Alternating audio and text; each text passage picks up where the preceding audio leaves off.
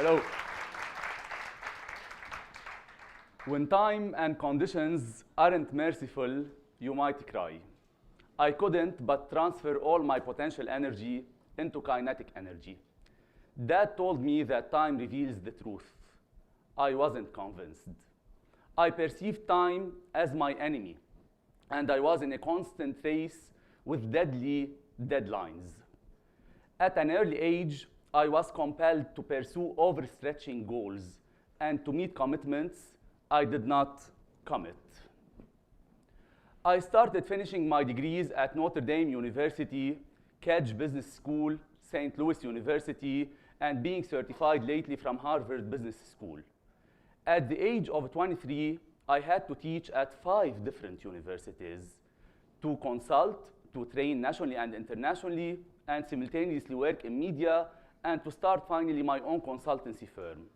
To enhance my appeal to employers, I participated in national and international conferences, workshops, competitions, and represented Lebanon in several occasions nationally and internationally as well. I couldn't but utilize all my potential energy and transform it into kinetic energy. But where was I getting my energy from?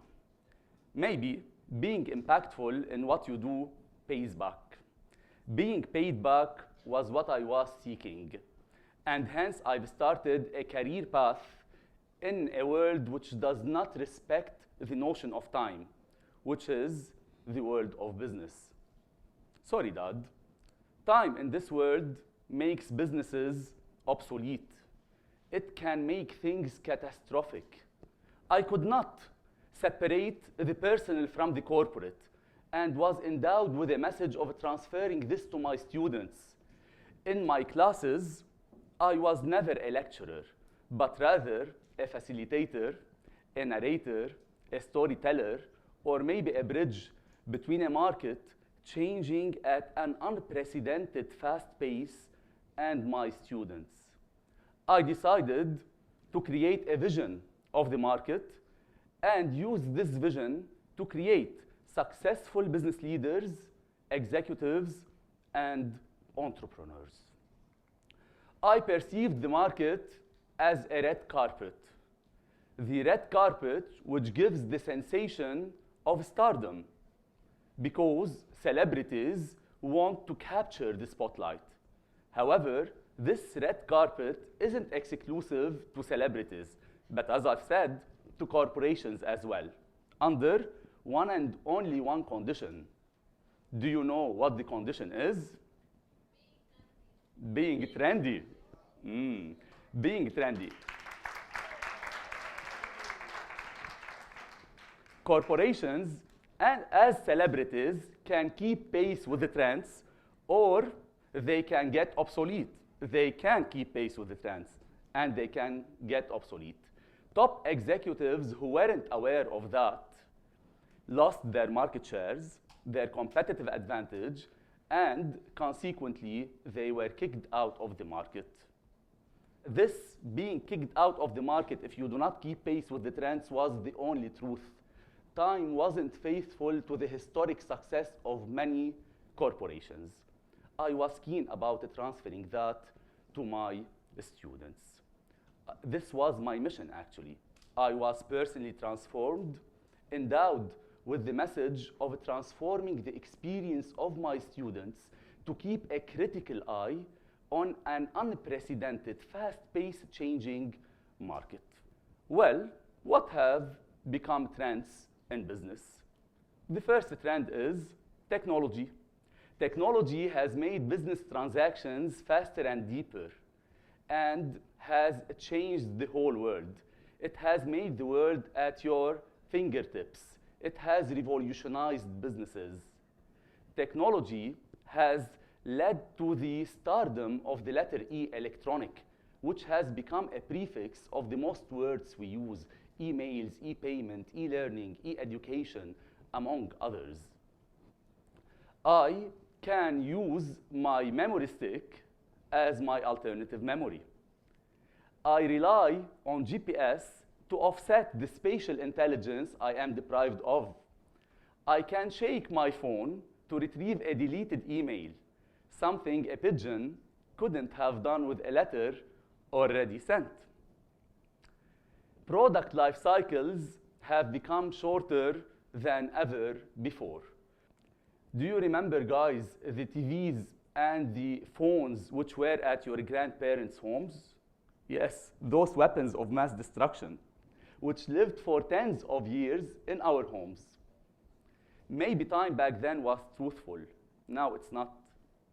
I do not have enough time to brag about my newly bought LCD because a friend of mine in a few weeks gets an LED, a plasma, a 3D, and who knows when the TV characters would be physically present in our homes. Mobile phones are another story. We passionately await the keynote of Apple's CEO to see where the new iPhone stands with respect to the 6-month-older iPhone and the few-month-older Samsung. We await this speech or this keynote because it reveals what has become a major contributor to our lifestyle. Do you remember the amount of time and effort we used to invest in posing for a photo? Thanks to digital cameras, which have saved us a great amount of frustration of a wrong pose because of the scarcity in the number of photos of that camera. This is the one reason. And the other reason of frustration, which we are saved now, is that back then, the camera was maybe not smart or was stupid for not having been able to send us the pictures immediately. Maybe because Instagram and its communities weren't awaiting the hashtags. Do you realize the power of the hashtags? Can a company survive without being virtually present? Can a message achieve the sought reach without being hashtagged?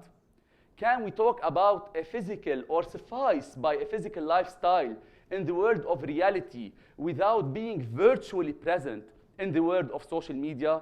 Can we talk about a lifestyle apart from being followed, tagged, tweeted about, retweeting, liking, posting, being mentioned, connected, checking in?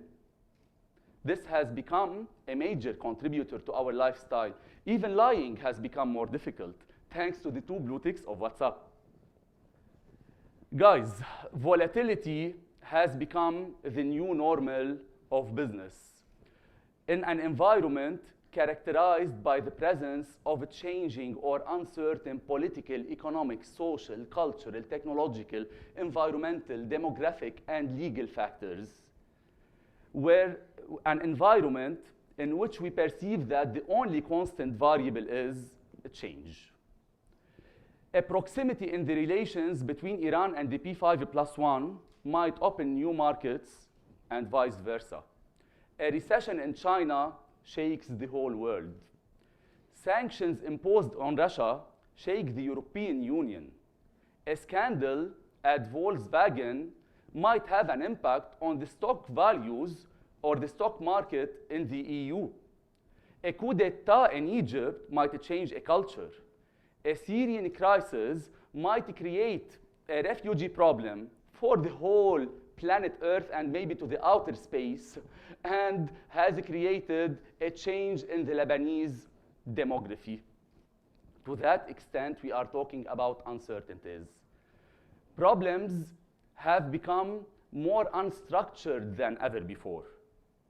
Problems are no more structured and solved by prêt-à-porter or ready-to-wear decisions. They have become unstructured to the extent that requires having haute couture, customized, tailor-made decisions. Even problems and decisions have become trendier, fancier, and more fashionable. Toxic gases, many unethical conducts, sexual harassment in the workplace, discrimination, used to take place in many corporations without being recognized. And even if recognized, they didn't used to have a great impact on corporations, maybe because corporations used to be endowed with the bargaining power due to the limited number of competitors and the lack of social media. Let's imagine another scenario. Imagine that I, as company X, discover that my competitor, company Y, is using chlorofluorocarbons and asbestos in its business operations. What would my reaction be? I simply produce a small video, upload it on YouTube or Facebook. Can you anticipate or forecast the number or the 7 zeros near the number of viewers? Can we forecast the impact on the stock value of this company? Maybe a slight drop of 2 to 3%, which might be translated into $2 to $3 billion losses. As consumers, we have realized that corporations are the major contributors to the social and environmental problems whose impact on us is being catastrophic, who's not being influenced by greenhouse effect, ozone depletion, global warming, pulmonary diseases, cardiovascular diseases, new forms of skin cancers. We are all being aware. And now we have the bargaining power more than ever before to hold companies accountable. If companies do not take actions to reverse these acts or to cancel them maybe, then we can decide to buy our products or services from the competitor. Thanks for the e-payment option, which gives us access to all the competitors, to all businesses anywhere in the world. Hence, corporations have become under the urge to satisfy all the stakeholders and not only the shareholders. And hence is the concept of CSR, which is gaining momentum more than ever before. Corporate social responsibility has become a new trend in business. CSR has become very controversial, but I'm keen about clarifying this concept to my students who are the future executives, because any company which doesn't use its power responsibly will lose this power with time. Many other trends are in a race to put the businesses on the red carpets.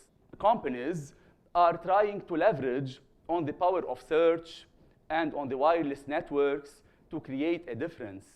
Managers are departing from the traditions which they used to hold dear to create something more innovative, to satisfy a need, create a need, a want, a desire. Corporations are adopting more and more of the innovative trends. They are adopting the concepts of branding, rebranding, change, so that they create better appeal to the spoiled consumers. Some have been able to do that to the extent of having their brands tattooed on the bodies of the consumers, and some were kicked out of the market. When I'm asked why do I teach, my answer would be to create a difference in the personalities and attitudes, and probably to prepare students to have a spot on the red carpet which fits them, and to be able to reserve themselves a spot for the businesses they represent on the red carpet of success. Around 8 years ago, I felt that my 5 senses weren't enough to perceive the massive problems I was surrounded with. I hoped that I had more than 5 senses. I perceived life as an endless marathon, full with uncertainties. This life, whether corporate or personal, is never a sprint. I hoped that I had 2 lungs to breathe due to the unprecedented problems that we might face individually or at the corporate level. 8 years ago, and specifically in the year 2002, when I started my BA in International Business Management, Dad was admitted to the hospital for brain surgery. The shock was that the co-founders, he has co-founded a family business, the co-founders decided to alienate him from the business he has co-founded. I couldn't but start a new business for him, with the new partners of his choice. After 4 years, in the year 2006, when I was ending my BA, Dad had partially recovered an internal brain bleeding, which has led to a state of coma and a year of pain. I remembered that he told me that time reveals the truth. But what has happened back then?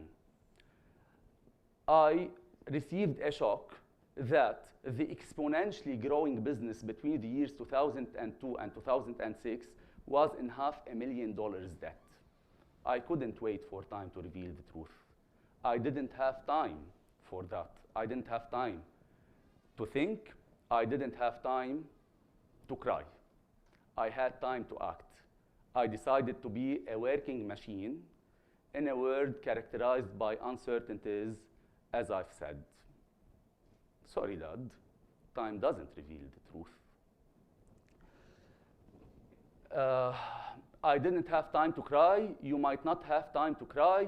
You have time to act, whether individually or in your corporations, because I believe that whomever acts can put himself on the red carpet of success, or can put his corporation on the red carpet of success, which in a business world which is characterized by many uncertainties. My motto has become to be impactful, and I believe that I influence, therefore I am. Thank you.